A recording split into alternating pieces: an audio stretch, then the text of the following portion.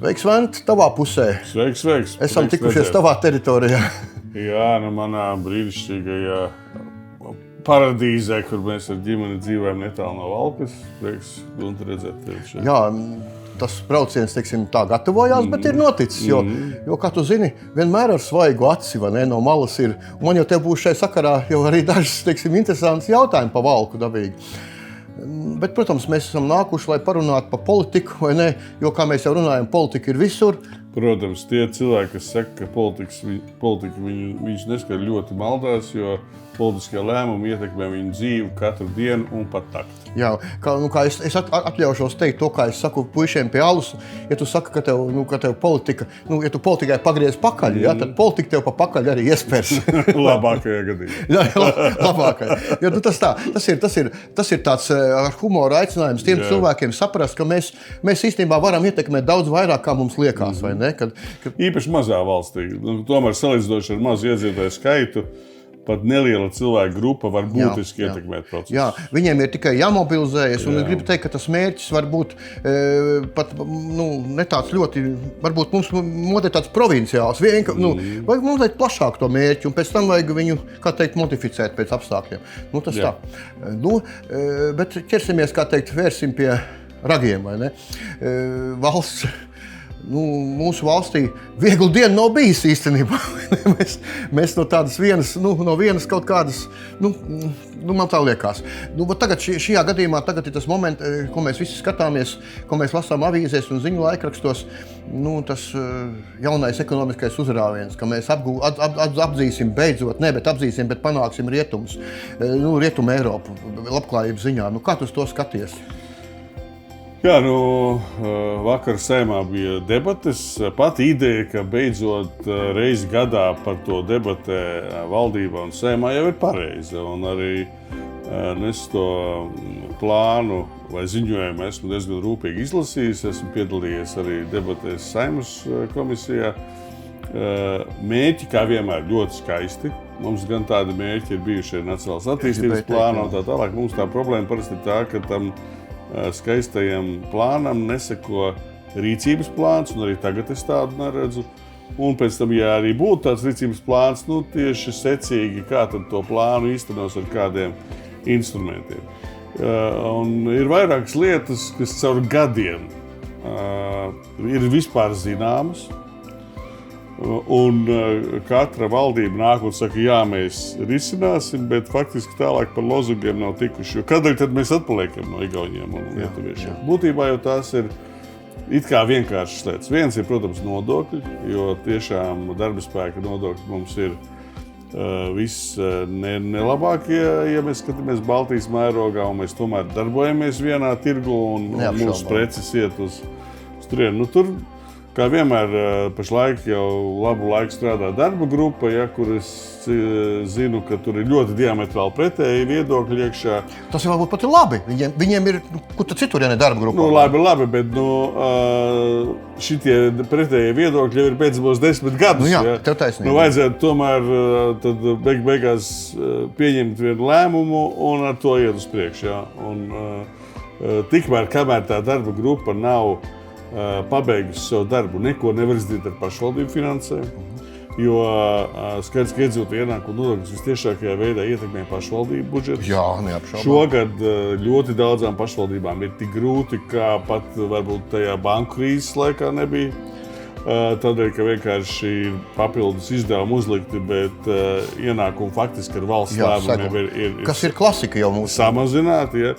Tad līdz ar to ir skaidrs, ka nākamgad arī jaunā finanšu izlīdzināšana nebūs, jo vienkārši nav vēl nodokļi, kamēr nav nodokļi, tu nevari tos... Kamēr lācis mežā, tu vāc. Jā, tikmēr tu nevari nekādā veidā kalkulēt to pārējo. Citāda liela būs. Tieši tā. Un tas arī ir viens no rādītājiem. Ja pašvaldība nespēja atbalstīt uzņēmējdarbību, ja viņi nespēja veikt savas pamatfunkcijas, atkal tie uzņēmēji ir sliktākā situācijā kā tie kaimiņi. Tad atkal elementāra patiesība, kur tomēr tā virzība nenotiek. Tālāk. Kopš banku krīzes Latvija ir vismazāk kreditētā valsts, ja mēs domājam par iedzīvotājiem, par uzņēmumiem. Mūsu bankas kreditē daudz mazāk nekā Lietuvā un Igaunijā. Un bez tā izaugsmes rāvienu nav iespējams uztaisīt. Jo vienkārši tad, kad īpaši reģionu cilvēki vai reģionu uzņēmumu aiziet uz banku, viņiem paprasa vai nu tik lielu drošību, ka neviens vairāk beigās nespēja to kredītu. Kas saprātīgi domā, viņš saprot. Vai arī vienkārši viņam uzreiz pasaka, draugs pīļies, tu tur esi grobiņā vai alūksnē. Tev mēs vienkārši nedosim. Ja tu būtu pierīgā, mēs tev dod. Jā, iedot, tu varētu, Un līdz ar to, kamēr šis tam atrisināts, arī mēs par nekādu izrāvienu nevaram domāt. Lietuvieši, piemēram, izmanto krājasdevu sabiedrību instrumentu. Ļoti labs instruments, strādā uz pilnīgi citiem principiem. Latvijā banku lobijs vienmēr ir noturējis to, ka tie jau tādi margināļi, tur nav ko. Jā, tas ir saprotami no viņu viedokļa. Jā, bet tev jau valstiski būtu jādomā. Protams, tā ir politika. Tur atkal lielākā problēma ir pašu kapitāla trūkums, un tad šī tirgus nepildība varētu tikt aizstāta. Pāris dienas atpakaļ ar dāņu uzņēmēju runāju. Viņš teica, ja viņiem nebūtu bijušas krājasdevu sabiedrības pārkases, viņiem arī būtu bijis ļoti liels ziepes, jo lielās bankas arī tur pateica, mēs ar tiem maziem negribam krāmēties, mums te ir akciju tirgi daudz interesantāk, valsts obligācijas. Ar Baltiku nopēc par 14,5%. Ko tad tu aizdos kaut kādam zemniekam tur pa 6, kur tev ir vēl jādzenā pēc tam rokā. Lielzemniekiem savādāk, bet es domāju, tādiem mazākiem. Vai kafejnīcē. Kā viņiem krāmēties, ka viņš uzreiz fiksēti dabūt tur miljonus gadā. Līdz ar to tas arī ir viens instruments, ko vajadzētu izmantot. Pagaid, nofiksējam. Bet tā tad, es gribu teikt skarbi, ka tā ir politiķu atbildība, politiķu izšķiršanās. Un Latvijas bankas. Bet tas arī ietilpst Latvijas politikā, manuprāt. Protams, lai kā mēs to domājam. Tad Latvijas politiķi visus šos gadus ir izlikušies vai nedarījuši, jo viņi apzināti šo iespēju. Es nešaubos, ka viņi to zina. Muļķi tur nesēž. Tad viņi apzināti vai tās ir merkantīlas intereses, vai es nezinu, nav svarīgi, bet viņi to nav darījuši. Tas ir mūsu valdības, un caur to arī mūsu neizdarītais darbs mēs neesam deleģējuši saviem pārstāvjiem to darīt, vai pietiekami skaļi neesam deleģējuši. Iespējams. Te jau atkal vēl viena lieta, kad, lai tu mācētu saprast ekonomiskās likumsakarības, tev ir ļoti jāseko līdz tam visam. Tomēr tev jāpaši izglītojās. Jā, bet... Un ja mēs paskatāmies, cik daudz mums apkrāp telefonu krāpnieku, visādi šitādi, tad skaidrs, ka tiešām sabiedrībā zināšanas par ekonomiku nav pietiekams. Bet tieši tādēļ deleģētajiem, politiķiem, valsts vīriem, valdībā, saimā, viņiem tad vajadzētu, Vajadzētu. Bet tālāk par runām šitai jomā viņi nav tikuši. Tālāk atbalsts uzņēmējdarbībai. Ir tātad Eiropas fondu naudas, ir valsts atbalsts lielām investīcijām. Un tad paskatāmies, kas tad beidzamajā laikā ar šo ir noticis. Tātad pašvaldības tiešām ļoti centās reģionos veicināt uzņēmējdarbību, būvēja šīs ražošanas ēkas, lai kādam šīs ražošanas ēkas vajadzētu, konsultējas ar uzņēmējiem, jo savādāk tu miljonus ieguldi nevienu tur nav. Tagad atnāk Eiropas prokuratūra un pasaka, jau 5 pašvaldībās ir lietas, ka konsultēties nedrīkstēja. Jūs naudu neesat nozaguši, viss ir godīgi uzbūvēts, pareizi uzbūvēts, bet nedrīkstēja konsultēties ar uzņēmējiem, jo tas ir favorītisms. Un tur ir visur krimināla procesi, tur ir briesmu panti sarakstīti, avīzes pilnas, kā tur atkal zog, un cilvēki jau neiedziļinās, viņi nesaprot, ka nekas tur nozagts nav. Bet kāds ir tas mīnus? Mīnus ir tāds, ka nopietnas rietumkompānijas pēc tam pasaka, bet mēs tur neiesim, tur ir korupcija, tur mums novilks bikses. Latvijas ar šo jau šogad vien ir kaut kāds 100 miljonu investīcijas pazaudējuši. Otrs, uzņēmēji vietēji saka, bet mēs neslēgsim ar pašvaldību nekādu līgumu, jo man uzreiz knāps otrā dienā atbrauks. Atkal, tātad mēs pazaudējam caur šādu vienu, es nezinu, vai tas ir viņu nesapratne par to, kā darbojas ekonomika reģionos, vai tas atkal ir kaut kāda vēlme savas spalvas spodrināt, ļoti grūti pateikt. Bet tad ar kaut kādu vienu nostāju mēs Latvijā pazaudēsim vidējā termiņā 100 miljonu investīciju, kas atkal neļaus to izrāvienu uztaisīt. Nākamais – ceļi. Pabeigsim šo rezumē. Tātad mēs atkal nonākam pie politiķiem, kas atkal nav devuši to uzstādījumu, un atkal, kā mēs teiksim, cilvēkam nav jābūt tur ekonomikas bakalauram, ja? Salasiet starp tām programmu rindām to variantu, ko mēs pirmīt teicām, salasiet to krājā aizdevu sabiedrības, lai tie politiķi pēc tam viņus pareizi formulē, un arī šajā gadījumā par tām investīcijām pret pašvaldībām, jo tas atkal ir pašu taisīt spēles noteikumi, kurus mēs paši atkal, es neticu, ka valdība to nezināja. Tātad šajā gadījumā, es atvainojos, atkal iedzina mazliet tādu iespēju variēt, manipulēt. Ir mēri, kas saka, jā, ka tā programma, ja šitā skatās vienkārši slasts priekš pašvaldībām. Tāpēc es teicu, tas bija apzināti. Manuprāt, bet es nedomāju, ka apzināti. Es domāju, ka apzināti. Piedod, kā, vienmēr...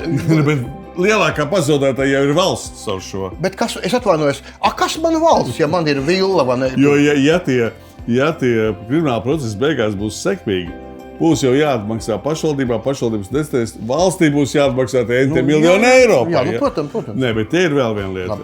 Tātad šeit, ja mēs runājam, tagad nāk Eiropas parlamenta vēlēšanas. To mēs Tātad Eiropas prokuratūra ir neatkarīga institūcija. Tur tiešā veidā valdība nevar ietekmēt. Tur īstenībā mūsu pārstāvjiem Eiropas parlamentā bija jāiet uz Eiropas prokuratūru, jāsaka, ko jūs darat? Valmierā Somu uzņēmums Patrija grib būvēt bruņumašīnas, un dēļ šitā jūs gadu aizkavējat šito projektu un turpināt kriminālu procesu. Ja?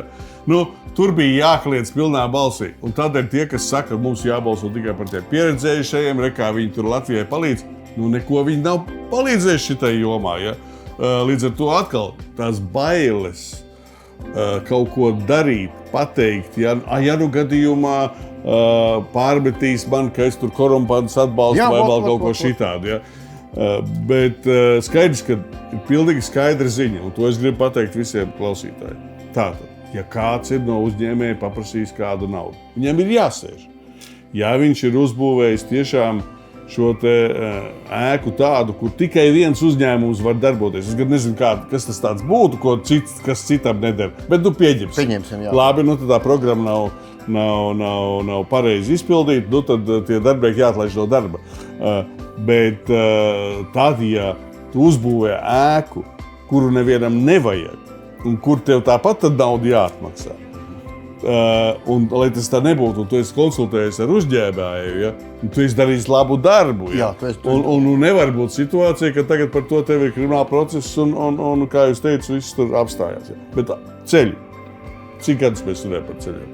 Jā, tiešām mēs nemitīgi runājam par ceļiem. Cik es sevi atceros? Cik tā ir? Cik es sevi atceros, ja? Un pastabies, kāda ir situācija Lietuvā un Igaunijā ar ceļiem. Jā. Es biju Igaunijā tikko. Paskatāmies, kāda ir situācija. Un atkal tev ir atbilde, kāpēc, ja mēs nevainam šo te politiku. Tu vari runāt par tām inovācijām un smalkām lietām, bet kamēr tev nav normāli ceļi, un ja tas uzņēmējs nevar aizvest savu produkciju vai izēvielas par labu ceļu, tikmēr tur nekā nebūs. Nekā nebūs, un jauni cilvēki tur nenāks. Tur tā lieta. Es atkal tādu kolorītu piemēru ielikšu, es esmu to jau citējis, bet pateikšu par savu dzimto Dunikas pagastu. Savu laiku, kad mēs aktīvi par to iestājāmies, man patika, tas bija senāk jau kāds gadu 20 atpakaļ, ka bija tas nosādījums, ka uz katru pašvaldību ir jāved asfaltētam ceļam. Ļoti labs likums. Solījums. Jā, par MK noteikumu. Jā, par noteikumu. Un es gribu tagad pateikt paldies valdībai, šis solījums ir izpildīts. Tikai kādā veidā, ja? Es tagad ciniski teikšu, kā kurzemnieks, kā dunicnieks, ja?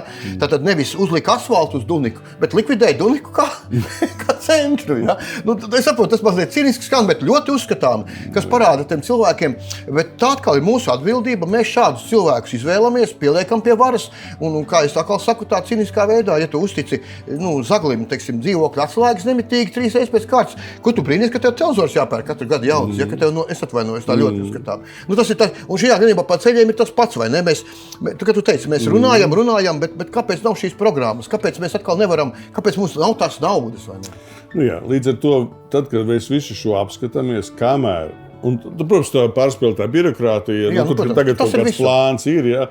Es ceru, ka tur kaut ko arī mazinās. Tas, protams, arī ietekmē, ja, un visas tās kontrolējušās institūcijas, kas brauc rindā pie tā uzņēmēja. Ja. Bet tie manis iepriekš minētie faktori, kamēr tie netiks atrisināti, nevajag sapņot par kaut kādiem tur inovācijām un tā tālāk, kas, protams, ir laba lieta, bet elementārākās lietas jāizdara. Tas tāpat kā mājās. Ja tev mājās nav pamat ēdiena, ja tev nav maizes, kartupeļu vai makaronu, ja, Un, ja tu tagad saki, nē, nu es te kaviāru, Uz kā to kaviāru liks, ja tev nav es to kaviāru tagad te gādāšu, un mēs visi ģimeni to kaviāru augām dienā mēdīsim. Nu, tas tā vienkārši nestrādā. Gan ar karotēm. Tieši tā. Tādēļ jāsako visiem ir līdzi, un tāpēc ir viena no Latvijas problēmām, arī salīdzinoši ar to pašu Igaunu Lietuvu, tas, ka tiešām Latvijā ļoti maz cilvēki līdzdarbojas politikā. Ja mēs paskatāmies vienā Igaunijas partijā, ir vairāk nekā visās Latvijas partijas kopā to biedru. Ja? Tas pats arī Lietuvā. Ja? Un šitas sauklis, kas sabiedrības, ka nē, politika netīliek, tāpēc es tur nekad neiešu. Ja? Nu, tā, kad tu tur neej, tad tu arī šī tāda rezultāta dabū. Man šai sakarā atkal ir teiciens, ko es atkal citējuši, lai skatītāji man piedod, ja kāds ir dzirdējis ar politiku, tā, manuprāt, tā.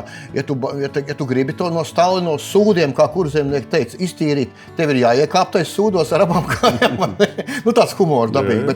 Bet te tas stāsts, kad mēs varbūt pārāk, bet tas ir apzināti virzīta tāda, es gribu teikt, apzināti virzīta sabiedrības nostāja, ka tu mazais cilvēks neko nevar izdarīt, ka tu sēdi tik pie ratiņiem, pavaimanā, neaizēj uz vēlēšanām vislabāk, ja? Un pēc tam saka, ka viss ir slikti. Ja? Tas ir tas klasiskais ceļš. Un es gribu teikt, varbūt tas cilvēkiem nepatiks, bet piedodiet, mēs esam paši līdzatbildīgi par to, jo tie ir mūsu priekšstāvi, kurām mēs deleģējam lemšanas tiesības, vai ne? Un tas ir loģiski, ka mēs esam. Katram nav jābūt ekonomikas spīdeklim, lai viņi tur spriež, izstājas tos plānus, bet tev tam plānam ir jāatbilst tavām vēlmēm, vai ne? Tā kā es vēlreiz apelēju pie tā, ka tā ir cilvēku izvēle. Bet, protams, arī mūsu vēlēšana sistēma, kaut vai salīdzinām ar to pašu Lietuvu, manā skatījumā, ir kļūdaina šai konkrētajai situācijai. Es esmu par to, ka tomēr būtu jābūt jauktām vēlēšanām, ka ir arī vienmandāta apgabala, jo tas tomēr nostiprinātu to saikni ar reģioniem un arī iedot kvalitāti lielākai saimā. Jo tagad arī, kad es aizēju uz to saimas komisijām, un es redzu tos cilvēkus, kas tur ir aiz lokomotīvām, tais vagoniņos ievilkt, tu jau redzi pēc acīm. Viņš tiešām ļoti maz sajēdz no tā, par ko viņam ir jālemj.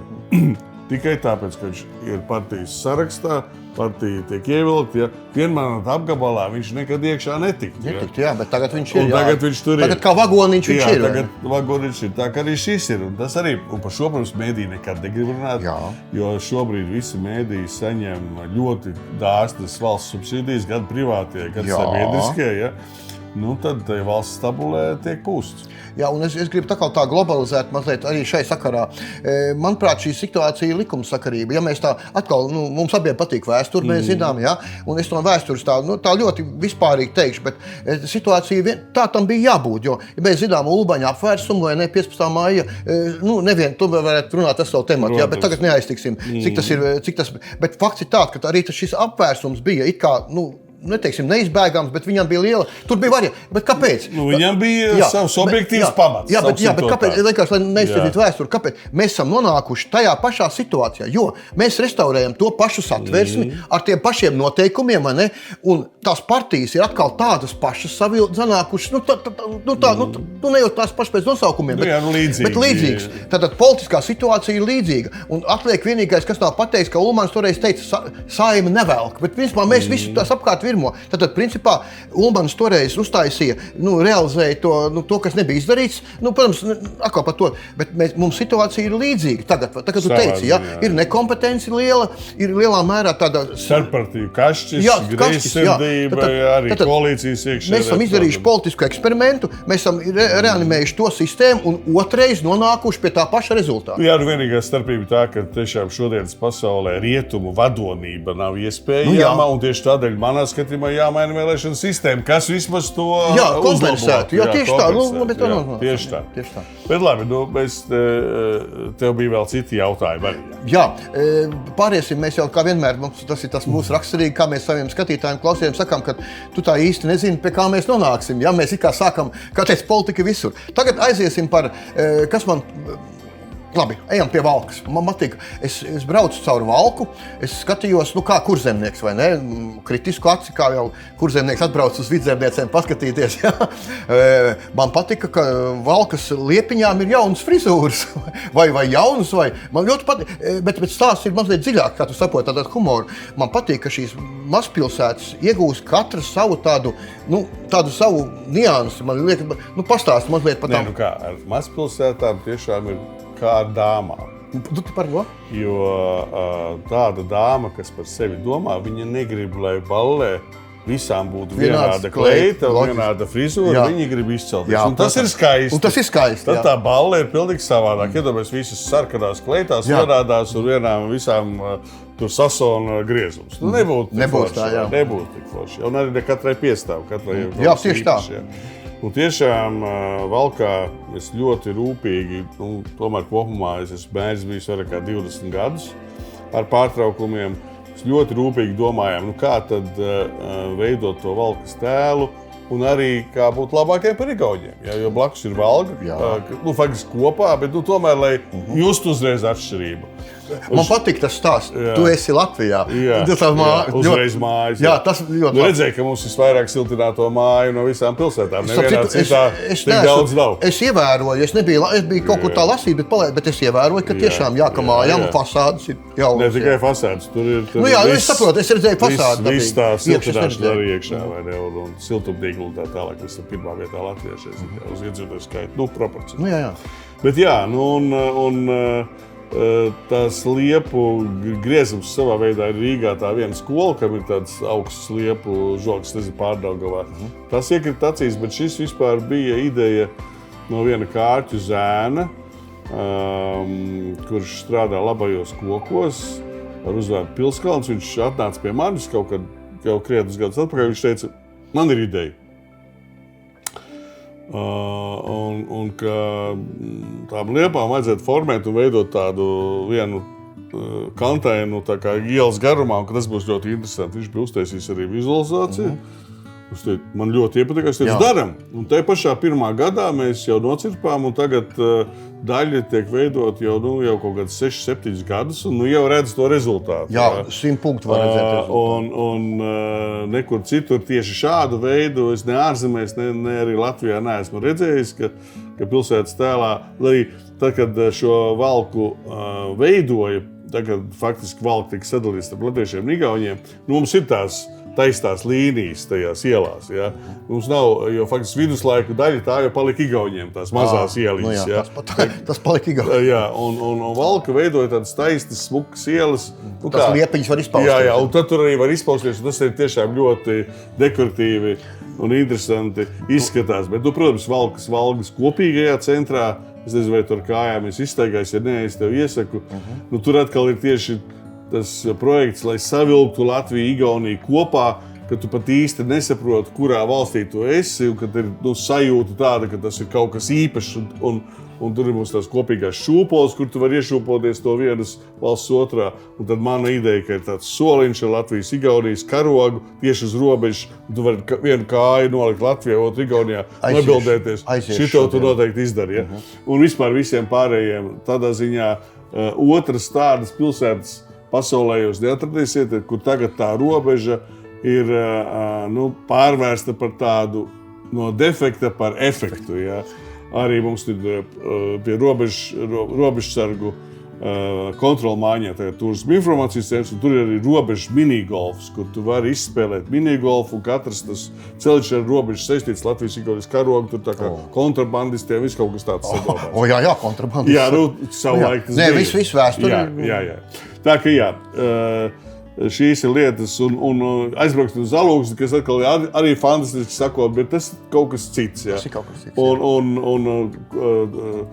Kurzemē arī tā priecājos par visām mazpilsētām, vispār Latvijā. Šajā jomā mēs varam lepoties. Jā, ja mēs kaut ko gribam apgalvot, tad šis ir tas apgalvojums, ka pilsētas iegūst tos savus vaipsus, un tas ir tik patīkami skatīties, kā tu brauc pa gadu. Un ne tikai pilsētas, vismaz tā mana pārliecība ir tāda, ka katram pagasta centram arī ir jābūt protams, tādam. Es sāku ar pilsētām, tā arī ir. Un mēs tiešām priecājamies gan par Kārķiem, gan par Ēģiem, gan par Vīciem, gan par Zvārtavu. Ja? kur katrā ir tā sava identitāte un kur katru gadu kaut kas tāds interesants, izmantojot gan Eiropas, gan līderu projektus, tiek uztaisīts. Būtu to cilvēku vairāk. Jā, bet tagad, mēs ejam tagad, šī bija tāda laba tēma, kur Latvijā tiešām ir, manuprāt, ļoti atzīstama sasnieguma, bet, kā saprot, dzīve jau ir balansēta. Tagad par mazliet tādām savādākām, smagākām varbūt tēmām. Man gribētos tev kā vidzemniekam, kāds no malas labāk redz. Es redzēju tavām liepiņām, valkas liepiņām jaunās frizūras, man ļoti patika šitā valkas meiteņu ideja. Kā tu skaties, es tagad par savu Liepājas rajonu, par savu Dienvidu Kurzemes, kā tev no malas izskatās, jo mums ir ļoti spēcīga grobiņa ar savu identitāti, ja? Spēcīga priekule ar savu identitāti, spēcīga aizpute ar savu šniti un arī Vaiņodi, kas tā mazliet palikusi. Es tos lielos tagad saucu, ja? Tu aizmirst Pāvilos, tur ļoti izteiktu savu šniti. Ar Pāvilos, kas baigā uzrāvienā iet iekšā, vai ne? Tur ir atkal citas nianses, bet kā tev liekas, vai no tavu viedokļa, vai nav tagad tā, ka tā, par cik tā teritoriālā reforma ir šādā veidā realizēta, ka tā grobiņas identitāte mazliet nomāca to Pāvilostu, mazliet to Vaiņodi, aizputi un priekuli. Kā tev liekas? No malas es to nemanu. Nemani, jā? Es no malas to nemanu. Mums ir arī tā, ka es esmu Reģionāla attīstības centra novada apvienības izpildirektors, un tur tagad arī tavi novadnieki darbojās aktīvi, ja, un tur tie pārstāvi arī no dažādām šīm vietām, ja, kas brauc. Viņi vienmēr uzsver arī to savu, ja, un ne par velti viņi izvēlējās nevis Grobiņas novads, bet Lejas Kurzeme, kas ir saprātīgs lēmums. Redz, par to reformu es zinu, ka ļoti daudziem ir negatīvs viedoklis kopumā par reformas ideju. Bet es piedaru pie tiem retajiem, kas saka, pati ideja ir pareiza. Cita lieta, kad atkal netika izdarīts viss, kas bija jāizdara, lai tā būtu sekmīga. Jo tagad pasaka, naudas pašvaldībā maz, reformai. Nē, valsts paralēli noņēma 5% iedzīvotāju ienākumu nodokli. Tomēr vajadzēja otrādāk. Vajadzēja tagad tā reforma ir, iedot vairāk naudas, bet noņēma nost. Otrs apsolīja 300 miljonus ceļiem, ap 200 uztaisīja, 100 vairs neviens netaisās dot. Ja? Un tad saka, ka reforma vainīga. Bet te ir viens ļoti svarīgs aspekts, un šis ir jāsaprot. Tātad, valstīm ir dažāda pieredze, bet, piemēram, tie paši vācu zemnieki, kad pirmoreiz 90. gados atbrauca, viņi nevarēja saprast, kāpēc mūsu zemnieki nekooperējās. Es viņiem stāstīju, kolhozu laiks ir... Jā, viņi bija kooperēti līdz... Viņš samaitāja to izpratni par kooperāciju. Tāpēc viņi bija kooperēti jau tā. Kaut gan pirms kara, kuļmašīnas, viss tas bija kooperācija un brauca pa mājām darīja, jo ir lietas, ko var kopā izdarīt. Un vajag darīt. Un līdz ar to, tātad, ja ir pareizi sabūvēta pārstāvniecība, ja no katras šīs ļoti interesantās vietas ir pārstāvi aktīvi kopējajā padomē, tad, ja tev ir kopā naudas salikta, tu vari izdomāt, šogad mums aizputē, aizbrauc uz pilnīgi citu Latvijas aizputē, mums vajag, piemēram, mums vajag izremontēt biblioteku. Es atceros, tur bija ļoti laba biblioteka, Bumerāgam koncerts bija ļoti foršs darbnīcas. Jā, organizēja, pieņemsim, ka vajag, es nezinu, vai vajag. Tad tev ir kopas naudas maksas, visi nolemi, šogad mēs darīsim tur, un nākamgad mums vajag jaunu promenādi Pāvilostā. Tagad mēs varam to uztaisīt. Viena pati Pāvilosta vēl 10 gadus naudu krātu, ja? Bet jautājums, vai ir tie īstie pārstāvji, viens, kas spēj pamatot un aizstāvēt, un otrs, vai ir sapratne par to, ka ir jātīsta tā visa teritorija. Ja tas ir, tad tas kopējs modelis darbojas labāk. Bet mums arī, Latvijā ir dažādi piemēri. Ir, kur, piemēram, tiešām tas, mums ir centrs, jūs tur stāvat pie ratiem, un viss, diemžēl, ir tādi piemēri. Bet es varu teikt to, ka, piemēram, Valkas novadā tiešām mēs nekad tā neesam domājuši, jo tā mana pārliecība ir tāda, ka tas novads ir tikai stiprs tad, ja tie atsevišķie centriņi un tie pagasti arī ir stipri.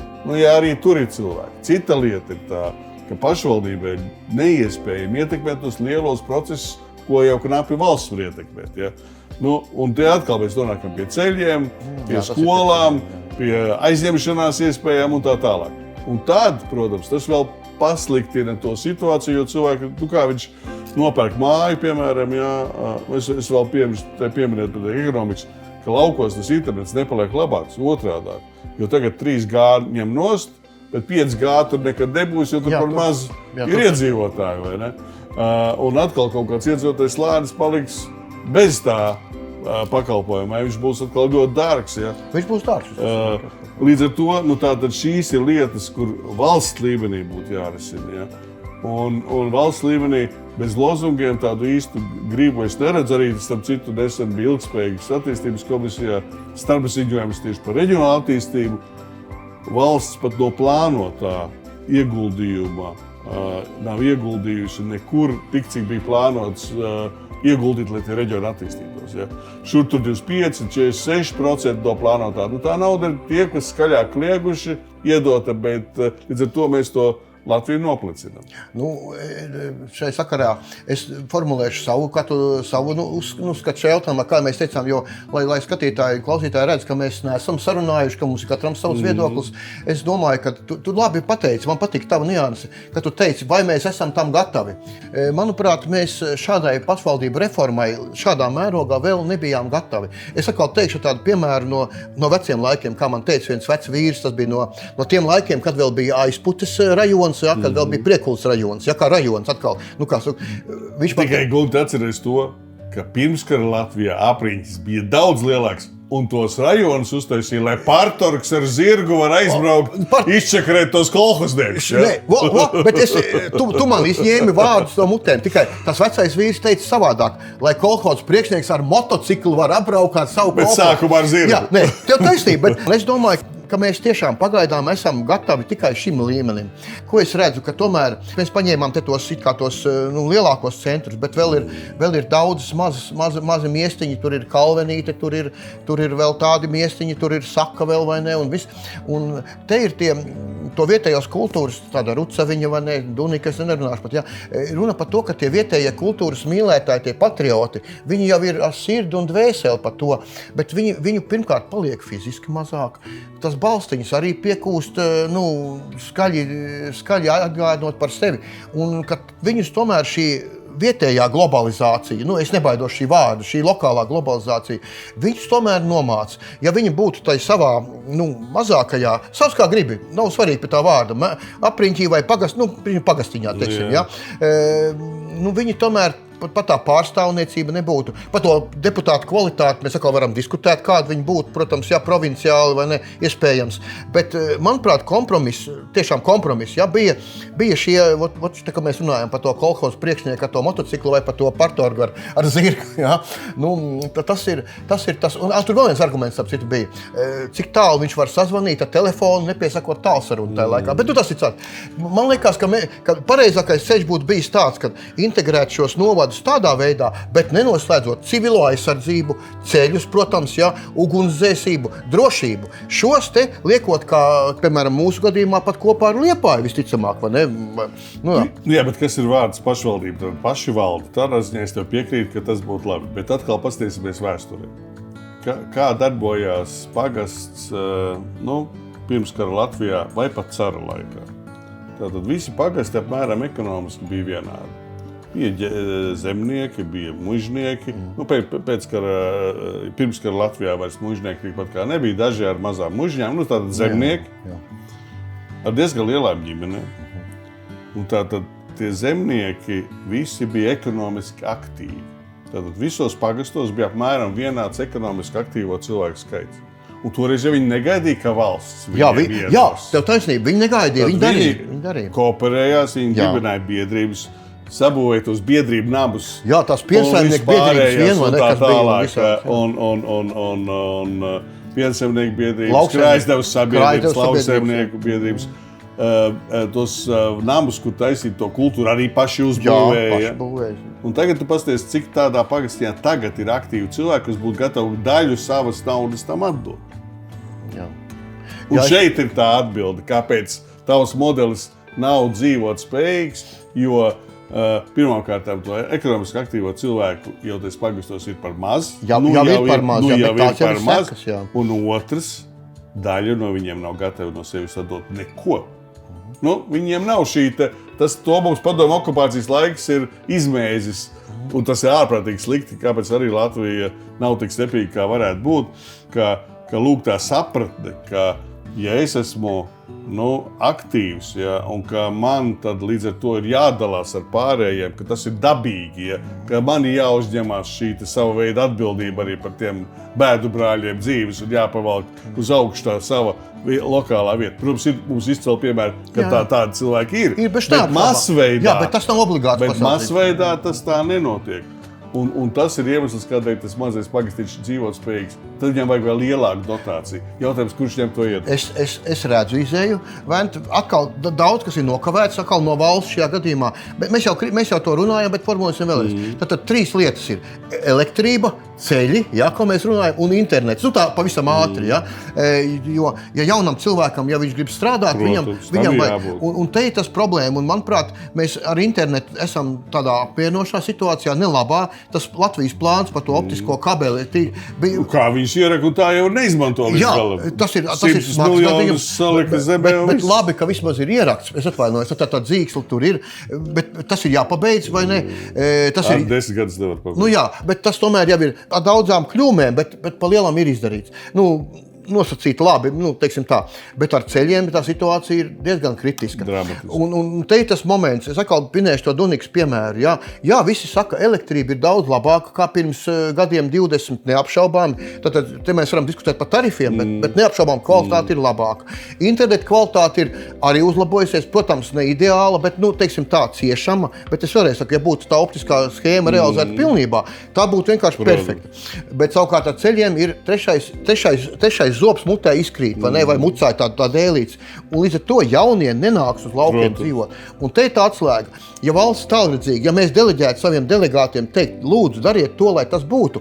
Jo kā es redzu to modeli, mazliet idillisku, kad tie jaunie cilvēki paņem tos, nav svarīgi, 2 hektārus vai hektāru, paņem to vietu un uzbūvē to māju kaut kur tādā foršā vietā, kur tie bērni var skriet un darboties. Un viņš tur var darboties savā marketingā. Ir ļoti daudz profesijas. Vai pa labu ceļu aizbraukt līdz pilsētā, līdz darbam pa 25 minūtēm vai 30. Tad šajā gadījumā tie lauki neapdzistu un būtu to jauno un aktīvo cilvēku. Redzi, Pāvilos šajā gadījumā kā bet tur ir jūra, protams. Jā, bet tur ir jūra. Tas ir baigais plus. Vispār jūsu galām tas ir baigais plus. Redzi, Līdz to novērtē. Viņi jau tur jau lēnā garā jūs tur ir gandrīz vai okupējuši. Es tev tagad, klausies, daram tā. Es tev aicinu, aizbrauksim kādu dienu uz Nidu. Es esmu bijis. Es zinu, ka tu esi bijis, bet paskatīsimies, kā tur īstenībā varbūt labāk neskatīties. Bet citreiz ir skumji, jā. Bet atgriežoties vēlreiz pie šitā stāsta, tad Valkas novadā, ko mēs izdarījām? Mēs esam pagastos uzbūvējuši 3 modernas ražošanas ēkas. Un par to vienu ēku, par ko ir tā izmeklēšana, tas ir tieši pagastā. Tieši ar mērķi, lai pagastā uz vietas ir šīs modernās vismaz 11 darba vietas. Un tas arī ir viens ceļš, un tā ir atbilde. Un skaidrs, ka pagastā tur nestāv rindā 10 uzņēmēji. Iedomāties, ka kāds vispār pagastā bija gatavs maksāt kaut kādu tur kukuli, lai kaut ko uzbūvē. Tas ir vienkārši cilvēks nesaprot vispār, kāda ir situācija. Un tagad skaidrs, ka ar visu šito stāstu, ja to kardināli nemainīs, un nebūs tas, ka kāds lielā Eiropas prokuratūra Briselē nepateiks tai mūsu pārstāvju, draugi mīļie, jūs esat pilnīgi greizi nointerpretējuši tos nosacījumus. Tad tais laukos tiešām nebūs šo jauno ražotni, izņemot lielos zemniekus, kas, protams, attīstīsies tiem, kam ir 1000 hektāru un tā tālāk. Bet cik tad viņu pagastā būs? Jā, un tur vēl un no tā vien tur tā infrastruktūra nav iespējams citiem cilvēkiem, tad vienkārši nav ko darīt. Bet es dzirdēju tavus vārdus, bet man vēl tāda naiva cerība, ka vai tiešām arī Latvijas mērogā mēs nevarētu to realizēt, vai tiešām Eiropā jānāk ar savu pātagu, lai mēs paši sev nešautu kājās ar lieliem kalibriem. Tā izskatās. Tā izskatās. Jā, labi. Pamazām beigsim vēl vienu lietu, pabeigsim tādu saldo ēdienu. Tu esi skolotājs, es šo vārdu saku bez humora, ar cieņu, jo īstenībā tur ir viss liels sākums. Es esmu bijis arī pasniedzējis savā laikā. Es esmu to, mazliet to smeķi sajūtas. saki, lūdzu, kā tev kā skolotājam, kā tev liekas, skolotājs ir, tā ir misija, ja tas ir profesija, vai pulksteni 17:30 tas skolotājs beidzas, ja nē. Es saprotu, varbūt nebūs tik vienkārši atbildi, bet kā tu tagad jūties tajā skolā, pastāsti? Es tūlīt arī došos pēc intervijas uz skolu tieši uz audzināšanas stundu. Un jāteic, ka tas tiešām ir ļoti grūts darbs, jo jaunā paudze ir pilnīgi savādāka nekā tā bija kādreiz. Un katra paudze nāk, un viņi ir daudz grūtāk uzrunājami un arī teiksim, uztaisīt lietas, kas viņiem interesē, jo viņi dzīvo tajā telefonā. Un līdz ar to tie skolotāji pat vēl vairāk, tie, kas ir ar deksmi un tādi ir, ne visi, bet diezgan daudz skolotāji ir aizvien ar tādu deksmi, kas grib panākt to rezultātu. Jā, bet cik ilgi viņi būs? Ir pilnīgi skaidrs, ka tur mēs vakaros sazvanamies un domājam, un tad runājam ar tiem vecākiem un visiem. Tas jau viss ir ārpus darba laika, un par to neviens tur nemaksā. Skaidrs, jā. Un man tas vispār bija tikai stāsts par to, ka es gribēju savu pieredzi un dzīves redzējumu iedot tiem jauniešiem, bet jāteic, ka ir diezgan daudz jauniešu, kas vienkārši to neņem pretī. Jā, tiešām, jā. Un tur man ir savā veidā tāda dilemma, ja, jo tagad es saprotu, tie, kas grib, tie mēs darbojamies, bet tad ir cilvēki, kuri uzskata, ka tieši tā globalizācija, viņš ir tajā TikTokā un visur citur, tā ir viņa dzīve.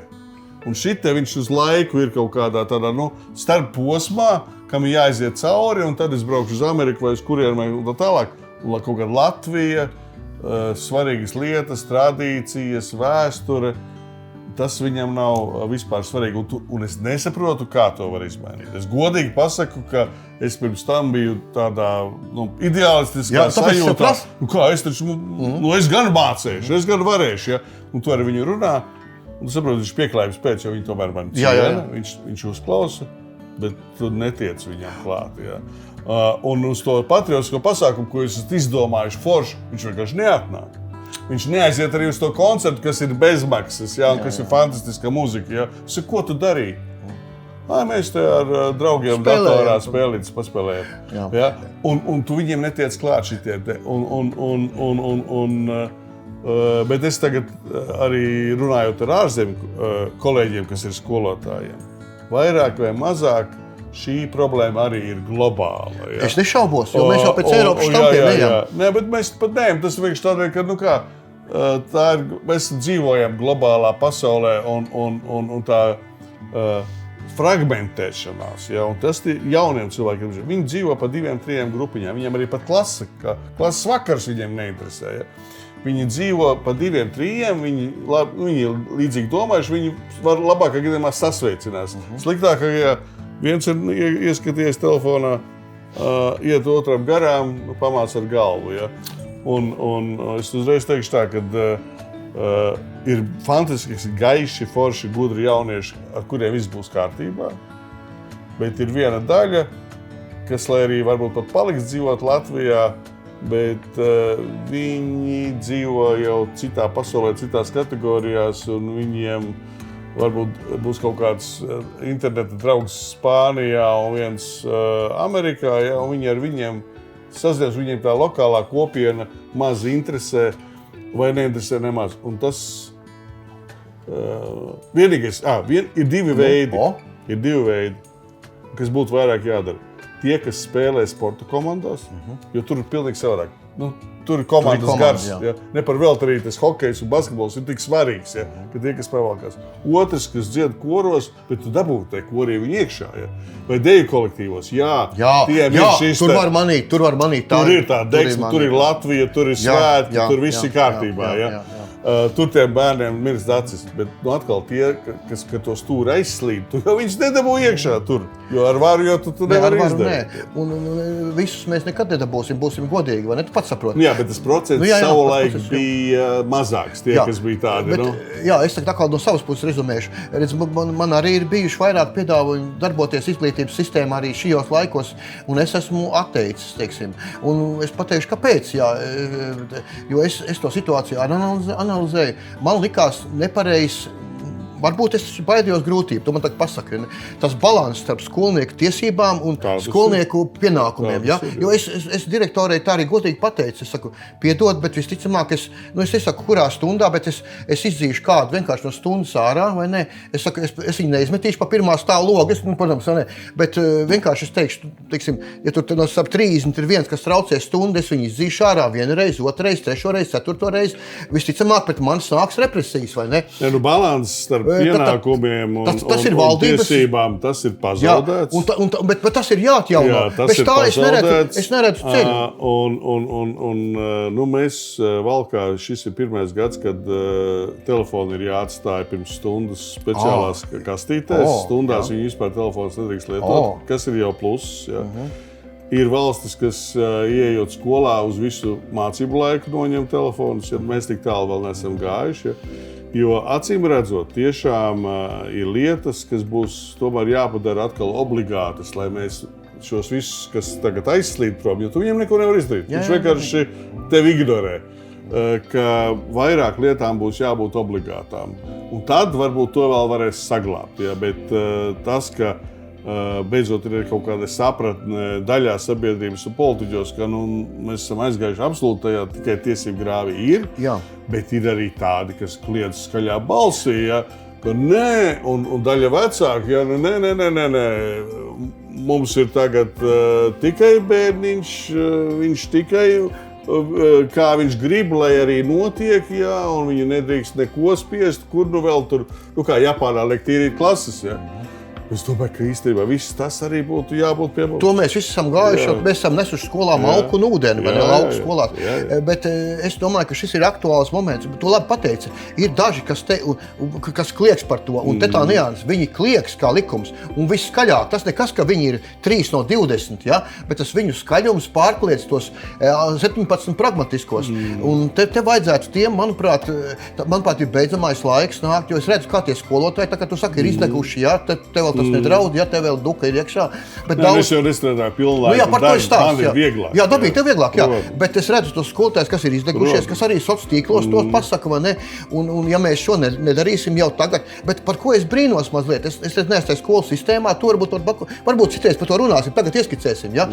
Kāpēc tie skolotāji, kas to saprot, kas ir kā žēlojas, bet kāpēc viņi, kad ir tās izglītības sistēmas sēdes, ka viņi par to nesaka? Saka. Tāpēc es vienkārši nedzirdu to. Saka, gan arī visās skolotāju sanāksmēs tā problēma ir tā, ka mums arī tie ministri ir tik bieži mainījušies. Ja? Arī ministrijā ir tik daudz nomainījies viss tas speciālistu aparāts. Ja? Viņi visu laiku paši aizrāvušies ar visādām reformām, ka viņi pazaudējuši to galveno. Ja? Un arī tagad jau visu laiku skolu tīklus un tā tālāk.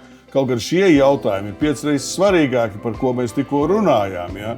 Un tas paliek visu laiku tādā otrā plānā. Ja? Kā mēs vienreiz ar skolotājiem runājam, uz 5 gadiem nostabilizējam, pasakām, būs šitā, viss. Darām, nevis atkal katru gadu, tu nezini, kas būs nākamgad. Mēs taisām kosmētiskas izmaiņas, bet no galvenā mēs neķeramies. Tā, laiks mums iet un pabeigsim varbūt tādā, kas mums tagad ir Eiropas vēlēšanas milzīgi, tā ātri pasaki man lūdzu, ko mēs tagad darīsim? Vai ir vērts uz Eiropas vēlēšanām iet, vai mēs, kā tu to saskati? Nē, jāiet ir skaidrs. Tāpēc es tev apzināti mazliet prasīju. Skaidrs, kad jāiet ir, man arī radinieku draugu teikuši, par ko tad balso, kā tad es izvēlēšos. Es teikšu, ka ir grūta izvēle, jo es redzu, cik tomēr tie mūsu arī ilgi strādājušie Eiropā ir diezgan bijuši bezpalīdzīgi un mazaktīvi, ja? Lai arī it kā ir ietekmīgi, bet ko viņi Latvijai ir īsti atnesuši. Un skaidrs, ka jāatcerās, ka mums ir nacionālās intereses, mums ir jādomā par to, bet es laikam tomēr teikšu, ka man patīk, ka ir tādi darītāji, piemēram, mans favorīts ir Reinis Postģeks, Twitter konu, es gan viņu personīgi pazīstu. Es domāju, ka tādus cilvēkus Eiropā vajag, ja?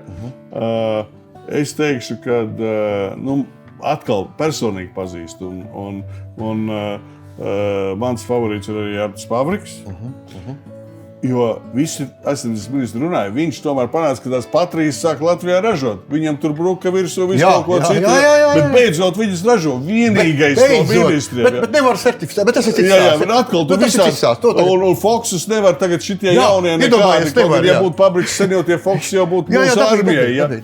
Tādēļ vajag tādus darītājus. Jā. Līdz ar to es par tiem, man ir 2 favorīti, tad tās ir 2 dažādas partijas. Jā.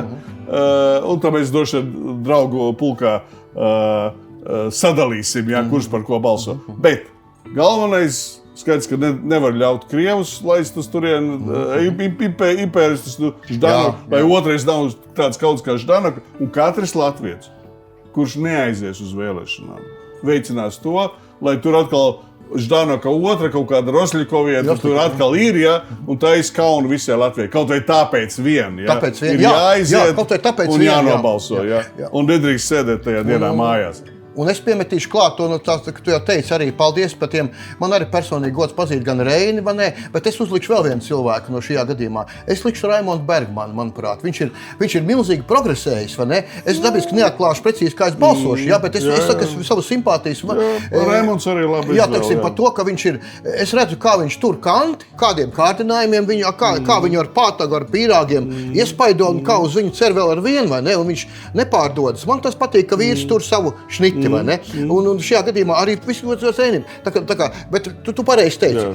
Cilvēkiem jāsaprot to, ka šajā gadījumā mums ir jābūt aktīviem, jo ja mēs nebūsim aktīvi tagad, tad visticamāk mums te būs karoks ar sirpu un āmuru, neteiksim, cik gadu laikā, bet tas ir ļoti reāli iespējams.